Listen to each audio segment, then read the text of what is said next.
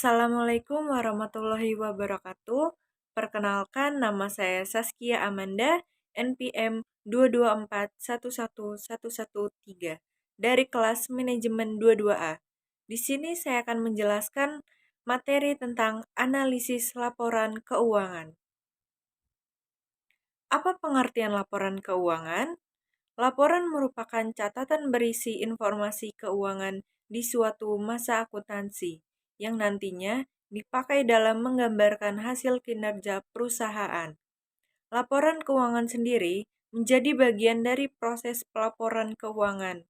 Kegiatan ini biasa dikerjakan oleh pihak audit di lembaga pemerintah, firma, akuntan, dan lembaga lain. Tujuannya adalah memastikan akurasi serta tujuan terkait pembiayaan pajak atau investasi.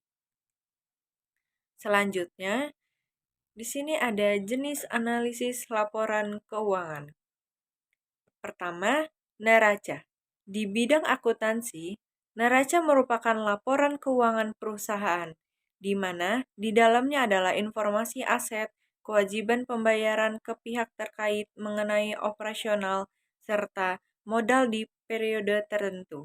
Komponen yang ada di dalam neraca adalah data histori aktiva. Data histori tersebut berisi mengenai sebuah sumber modal atau keuangan, baik dari pemegang modal atau utang kewajiban. Neraca bisa disusun menjadi dua format, yakni bentuk T atau skontro dan bentuk laporan atau stafel.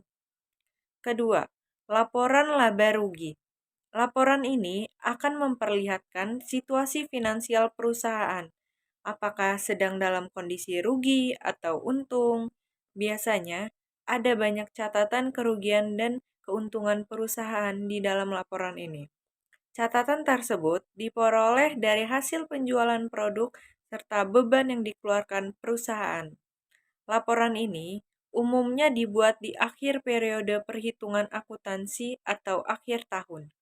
Laporan laba rugi juga dapat memudahkan investor saat mempelajari dan memahami kinerja suatu perusahaan. Format laporan ini ada dua, yakni bentuk langsung atau single step, serta bentuk bertahap atau multi-step. Bentuk langsung artinya semua kategori pendapatan serta beban dihitung sekaligus, lalu diperoleh nominal laba atau rugi. Sementara pada bentuk bertahap, harus dilakukan pengelompokan terlebih dahulu terhadap kategori pendapatan serta beban. Yang ketiga, laporan perubahan posisi keuangan atau arus kas. Laporan ini akan memperlihatkan akuntan atau manajer seperti apa kas perusahaan dipakai selama ini. Ini berarti manajer bisa memantau semua sumber serta sebagaimana penggunaan dana perusahaan.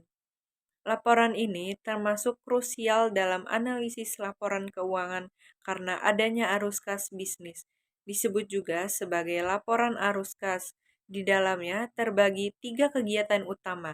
Di antaranya adalah aktivitas, pendanaan, operasi, dan investasi. Yang keempat, laporan perubahan modal. Laporan perubahan modal akan menunjukkan penurunan atau peningkatan modal bersih di suatu periode.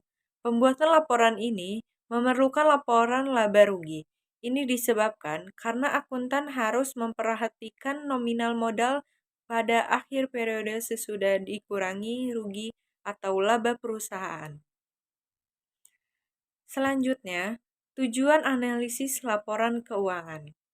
Memahami potensi perusahaan untuk melunasi utang dan bunga, baik jangka panjang atau jangka pendek.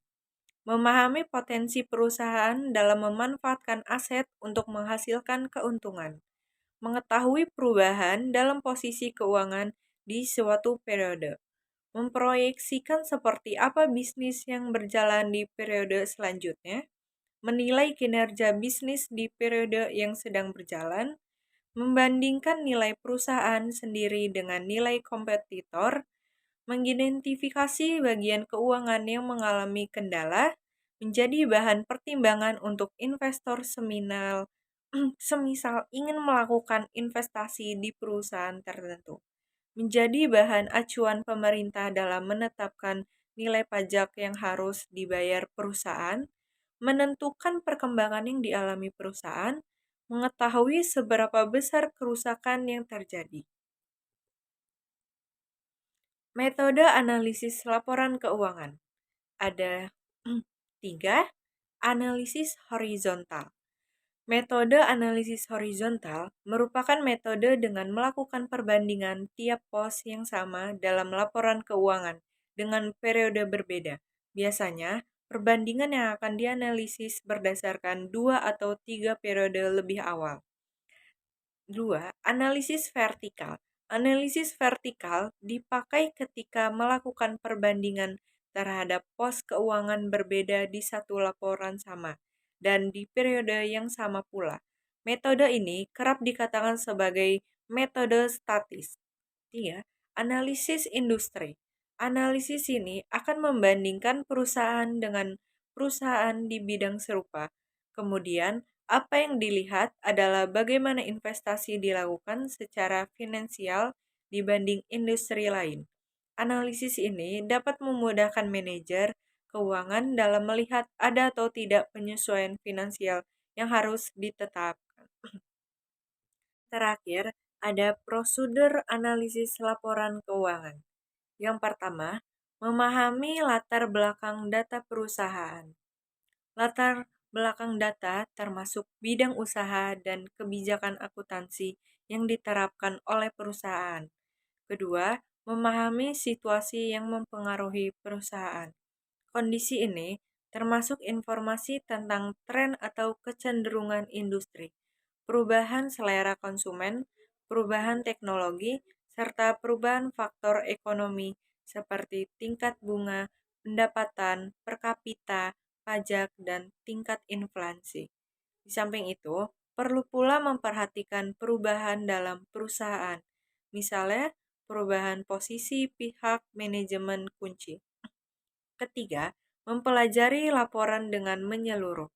Tujuannya adalah memastikan bahwa laporan sudah menggambarkan data dengan jelas, relevan, serta sesuai standar akuntansi keuangan. Keempat, menganalisis laporan keuangan. Gunakan metode serta teknik-teknik analisis yang telah dijelaskan di atas. Ini merupakan langkah terakhir agar analisis laporan keuangan dapat menginterpretasikan kondisi keuangan perusahaan dengan benar. Sekian presentasi yang dapat saya sampaikan. Terima kasih. Wassalamualaikum warahmatullahi wabarakatuh.